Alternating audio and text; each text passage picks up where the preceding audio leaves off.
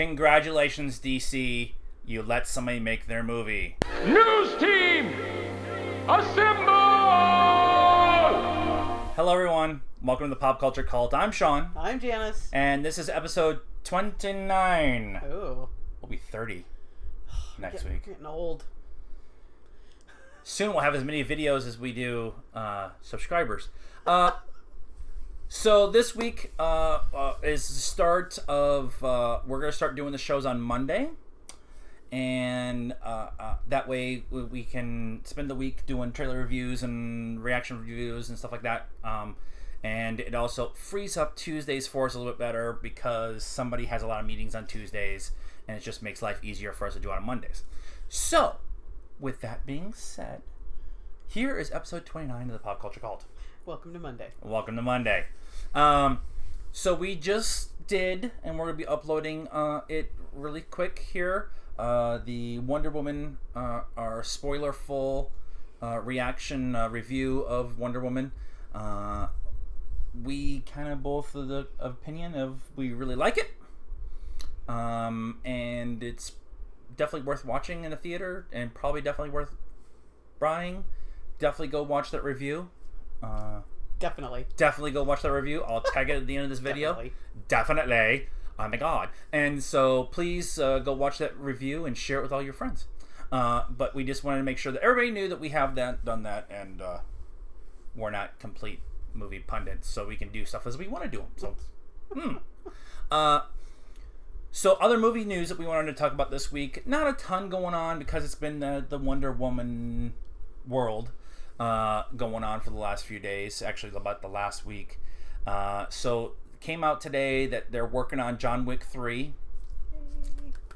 No puppies were killed in the making of this announcement. Too soon. The guy who wrote the first two, Derek Kolstad, is coming back to write chapter 3. Is there really a plot? Is there really like a script to John Wick, or is it just them shooting a bunch? Yeah, I think it's go here and start here and end here and kill a bunch of people on the way. Okay, all right, that's cool. Not that there actually is story in John Wick in both movies, but it's mostly about the gunfighting. But gung fu is cool. And then the guy Chad something with a ski at the end. Something with a ski at the end is directing it. Now he co-directed the first one, and he directed the second one, and now he's going to direct the third one. Right. The guy who co-directed the first one is doing Deadpool 2. I think he got an upgrade. Yeah, probably. Probably. Yeah, probably. And so they're working on it right now, and the rumor is that they will start filming in November. Oh, yeah, okay. So, are you excited for? I am. Yeah. I loved 1. 2 was okay. I mean, it wasn't 1, but it wasn't horrible. It was a good continuation of the story. Yeah, we'll buy it as soon as it comes out on DVD. Like tomorrow, June 13th. Oh, it's on digital now. In demand. I like having the physical copies. I am a weirdo. I like having the cases. I make sure they're all nice and clean with no stickers on them. I'm a weirdo when it comes to the DVD cases, but I like having the cases and having them all alphabetical order. And then I take the codes that come on the cases and go put them on Vudu so we can watch them wherever. Too. Yeah. But the story, the John Wick story is a lot of fun.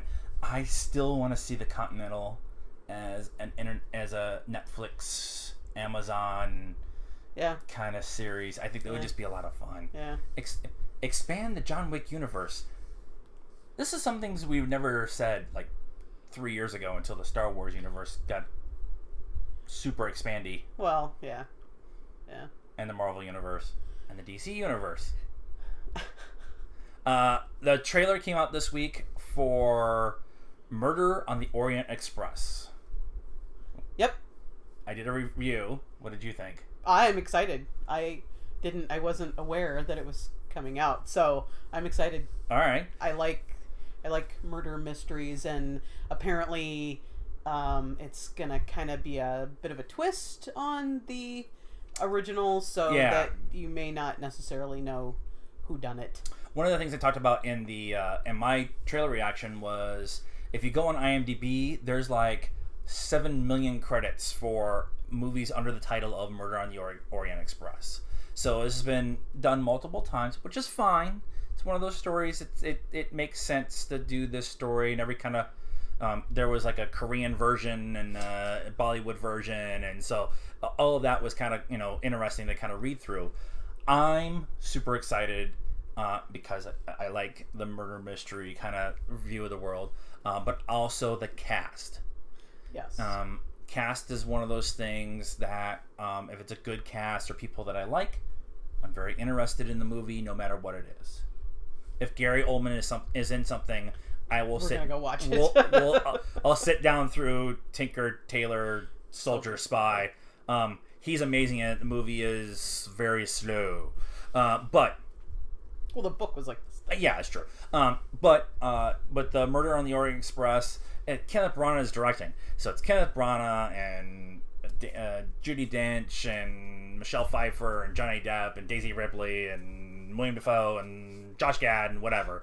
What came out of all of this when they were filming this, though, was all the stuff that Josh Gad was doing to Daisy Ridley, trying to find out what the Last Jedi stuff is going on. See, right? and I saw that, but I didn't know that was the set they were on when that was going on. I didn't either until I saw the trailer. Oh, okay. And once I saw the trailer, I'm like, A and B and C, and yeah, we got D. Okay, all right. So I was able to kind of connect the dots. Right. But I didn't know that they were all doing it together. And if you won't go back and watch that last one they did, J.J. Abrams is sitting on the couch. Yeah. So there's going to be some flare shot in this. Wait, he's not directing. Never mind. Other than that, there's been not a whole lot of movie news. They've got a new director for Godzilla versus King Kong. The guy looks like a friend of ours, so I'm having a really hard time looking at him. Apparently, our buddy Thor. It's a long story. He looks just like Thor. It's just what he looks like. But that's it for pretty much the movie news. It should start picking up here pretty quick with D23 coming up, and San Diego Comic-Con. That's all in July, and then the wheels will come off of everything. And Mummies this week. In TV stuff, we did a Doctor Who review. This last episode of Doctor Who. The episode was called "The Lie of the Land." It was the end of the Monk, the Monk trilogy, I guess. Yeah. But best way you want to put it. Yeah. The review is on the channel. Go give it a watch. I will not tell you how I feel about it here, because you need to watch the reviews. Netflix announced on Thursday, that they have made a decision to cancel Sense8 after 2 seasons. Now, I'm very sad. However, as big as Sense8 fans as we are, we still haven't watched season 2. Well, we have a lot of stuff. And it's Netflix. It's not like you need to watch it. Right beyond. Yeah. Right. We still have 4 episodes of Arrow left. We just finished Flash. We'll get into Flash in a second. We still have Legends of Tomorrow, Gotham, Agents of S.H.I.E.L.D., and Preacher, and Fargo, and oh, by the way, we're going to see The Mummy this weekend. We saw Wonder Woman this weekend. We saw Guardians of the Galaxy again this weekend. We're working here, people. One of us needs to hit the lottery, so all we can do is sit around and watch movies and TV shows. Yep. Or get more subscribers so that somebody will pay us. Somebody will pay us, right. Looking for sponsors. One of the things that we loved about Sense8 was the global scope of the show. They took all 8 people and moved them around the world and filmed all of their storylines together. And that's one of the reasons why the show itself isn't going to continue on, is because it's just not cost prohibitive at all. Yeah. And it was a wild swing at doing something that's never been done before by the Wachowskis, and doing this huge pre-production, this huge production, and then this big post-production of everything. And from the first season to the second season was 2 years. Yeah, and so I think that I think two things are kind of going against it. I think if it had done Stranger Things kind of blow up, they would have kept Right. they would have continued to do it Right. even if it had costed them a lot of money. But I think two things kind of went against them, and one was a lot of people that we know or talk to couldn't get past the first couple of episodes, and the only reason that we even really got into it was I happened to like start watching it one night and he wasn't even home, and I was like, what the fuck am I watching? Yeah. And because the first episode is just really out there, you don't know what's going on, and I was like, okay, I'm gonna give this one more episode, and then I was like, oh my god, I'm completely sucked in. Yeah. And so a lot of people couldn't get past that first episode, and then the second thing is that it went so long and people tend to move on, so Which is part of the reason why they're pushing to get Stranger Things done so quickly. yeah. And that comes out on Halloween, so it's the same. But they can't do that with Sense8. Right, because they're just traveling all over. They're going all over the place, and it's an amazing show. If you're kind of a weirdo like I am, and the way that things are made is really like, this is one of those things. It's like, this just doesn't happen. You don't do 20 different sites. I think I read in the article 16 cities, 13 countries over 10 months with the entire crew and cast. Yeah. It wasn't like the second or third director could go take one actor and like 5 guys with a camera and go film in Abu Dhabi or something like that. They took everybody, all the stuff and everything around the world for an entire... Because at some point during the season, all of them would be in one location and in that location in a scene. So they gotta film all over. I mean, it's not sequential at all. Yeah. Oh yeah. For the filming. Yeah. No. Yeah. It just makes it really rough, and so. Unfortunately, Netflix is making, I would say, good business decisions. They got rid of a couple other really expensive to make shows because they're just not getting the viewership, and that sucks. But that's business. So, same thing with Marco Polo, big production. Yeah, big and cost. I mean, I made it through the first season of Marco Polo, but I wasn't like the second season came out, and I was like, whatever. Yeah. I'd rather see more Peaky Blinders, which isn't even Netflix; it's BBC. Right. But we can only hope. And then we finally finished Flash. We are, like I said, 4 episodes left of Arrow, which we'll go watch tonight. But we got done with Flash. Overall, we're not going to do a spoiler review of Arrow. We're just going to talk about overall the season as a Flash. Sorry, a Flash. We're just going to talk, kind of general, some of the things that we liked, some of the plot points of the season. So we're not going to put the spoiler thing up. Anyways, it's over there. Overall, did you like this season of Flash? I did. I thought it was, it definitely picked up. I think last season, beginning of the season, I don't remember, but it was kind of good. But there was that time between Flashpoint, which was the first episode, and the 4-way crossover, where a lot of holding was going on to get to that 4-part crossover. And that's what happens when you have 22 episodes or 23 episodes. Yeah, you have a lot of filler. I understand network television, but I think this is one of the things that I think they could learn from Netflix and Amazon and stuff like that is if they could reduce down to 18 episodes or 19 episodes and you just compress it a little bit, you can kind of get away from some of the filler episodes, or maybe even start. I don't know that they're going to do this anytime soon, but maybe start, because all the shows take this big break over the holidays because of football and holidays and all of that. So why not compress these shows down to 12 episodes or 14 episodes at the beginning and then another show on the second half. Yeah. And they could do 2, really good shows instead of one's kind of drawn out and then you kind of forget what happened in the middle because they're gone for 2 months. Yeah, and that's kind of what happened with us. We were pretty diligent about watching the first half of the season. They got to the mid-season finale, and then we had Christmas and New Year's and football and stuff like that, and it was like almost February before we started watching shows again. And so we had to pick back up, and by that point in time, we're super busy with our outside lives, outside of football and holiday and family and everything else, that we just made the decision to collect them all at once, sit down and watch them all, and binge it. Yeah. Which is the future. Which is what we need to do with Sense8. So some story arcs that kind of I thought were really kind of fun. The Flashpoint, instead of having it be the whole season, it was one episode.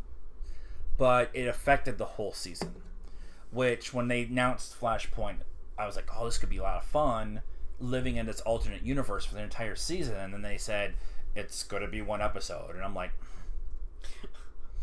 but it ended up being the catalyst for everything that happened the rest of the season. So thanks, Barry. Thanks, Barry. We are going to make some shirts that say thanks, Barry at some point in time. Hashtag thanks, Barry. The the 3-way crossover and 2 minutes of Supergirl, probably still my highlight of the season. The crossover was good. The Arrow one was like, oh yeah. But yeah, I don't understand the point of putting Supergirl in there. And then the musical episode, we didn't even watch the Supergirl one, yeah. Part of that. And some friends of ours who did said it was the same thing. It was 2 minutes at the end of Supergirl to set up the guy that traveled with her, and that was it. So I don't understand. Yeah, I don't understand. It's not really crossover. It's their first season with Supergirl, so let's give it a minute. Wow, give it a minute. But I liked both of those Flash specific crossovers. Although the 4-way crossover was just epic television for an entire week. The Harrison Wells story arc this season was really interesting. You had Harrison Wells of Earth 2, not Harrison Wells of Earth. Harrison Wells of Earth 2, who've been helping them a lot. He ended up going home. They went and found a new Harrison Wells who went by HW, and he was awesome. Same actor, just played the character differently. He was HR, right? Yeah. HR. HR was the comic relief, the straight man when you need to be the straight man. I really liked him, and I really liked what they do in Flash. I've come around on Flash. Flash was one of those shows I watched because I thought it was but I kept thinking that would be good. And one of the things they do on Flash that I really like, and they exploited it a lot this year, was because of Flash's ability to go to different Earths and different timelines and stuff like that, you get to see different versions of each of the characters. And so the actors themselves get to play different versions of their character, and that is awesome. This is one of those shows, if you're an actor, that you really want to be on, because you get to know one of the characters, but then you get to explore how that character would be in different versions of the world. And even if you don't have abilities, right? Because I mean, it's obvious, like in Arrow. Well, you've got at least 2 personas. You've got your everyday persona and then your superhero persona. Right. But in Flash, you can have even multiple versions of your superhero and everyday persona. Yeah. So you can have like 5 or 6 characters that you're playing. Yeah, and I really appreciate that. And back to the musical stuff, there's a bunch of actors on the show who actually can sing, and they exploited that across the multiple universes. So, and then the stuff that goes on with Caitlin Snow, especially towards the end, is really good. The guy they brought in from Harry Potter, whose name I didn't write down because I'm a terrible host of the freaking TV talk show. Why am I forgetting? I'm spacing out his Harry Potter name too. Anyways, his character on the show was a nice addition to the cast, and I hope he comes back for the next season. Yeah, I wasn't sold on him in the beginning. I can't remember if they introduced him before the break. Yeah, he was like one of the first things they introduced. Yeah, okay, and then he has the whole big bad interaction thing, and I was like, but the second half, I really you got emotionally connected to him and stuff, and I thought he was a good addition. Since you don't have the Harrison Wells kind of snarkiness from Harrison Wells of Earth, not John Carter of Mars. Harrison Wells of Earth, you don't have that snarkiness.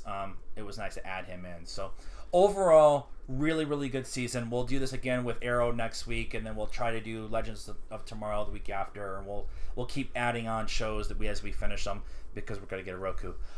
So anything else from Flash you want to talk about? No. No? Okay. All right. So what do you guys think? Short episode this week. Please go watch our Wonder Woman and Doctor Who reviews. You can please like this video and leave us a comment. Tell us about Flash that you liked, or are you excited about Murder on the Orient Express? And let us interact with us. Talk to us. Let us know what you're thinking. You can also get a hold of us on Facebook. We're at Facebook Pop Culture Cult. We're at Pop Culture Cult 1 on Instagram.